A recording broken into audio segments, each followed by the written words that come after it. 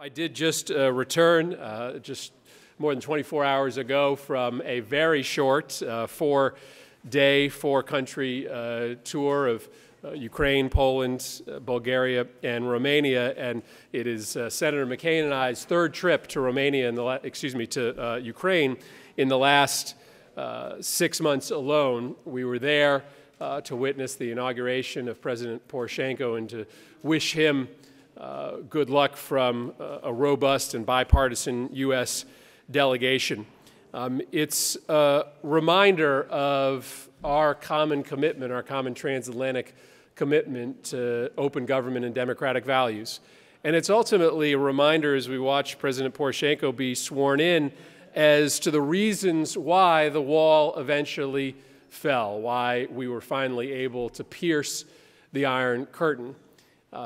There's a temptation, I think, as we watch Russia's newfound interest in reestablishing control of the near abroad to fight fire with fire, to see their aggressive tactics and believe that we have to mirror those same tactics in order to win these temporary battles.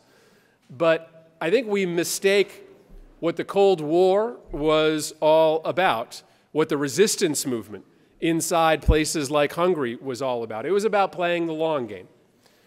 Why that picnic happened and temporarily the hole was made in the dike that eventually allowed for water to flow over its transom by the millions of people just months later is because for decades, the West and the United States together had set an example, had showed all those living on the other side of the Iron Curtain what life could be like if you lived in a capitalist country, if you lived in an open democracy. And the force of that example ultimately was too great for any wall, any chain link fence to resist. And it's another reminder of why, well, we have to be smart tactically with how we respond to Russia in places like Eastern Ukraine or Moldova or Georgia. We also have to remember that the most important thing we can continue to do is play the long game.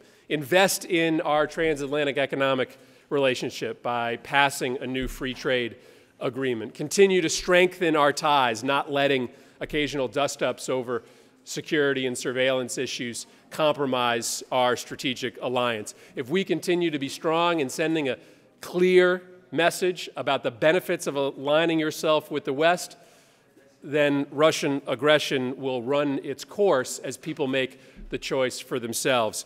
Lastly, I just want to commend you on undertaking an incredibly important project. The Victims of Communism Memorial has been an idea and a vision on the books of the United States statutes for a long time. I want to thank you all, in particular Prime Minister Orban, for deciding to kick off this fundraising campaign for the government of Hungary's commitment of $1 million to the cause. I look forward to being an active participant. We all know that we are doomed to repeat history if we don't study it and understand it. And the Victims of Communism Memorial, which will be a long road to get full funding for, will be part of this collective effort to remind people of how high the stakes were then and how high the stakes continue to be. Thank you for having me. Enjoy this wonderful luncheon.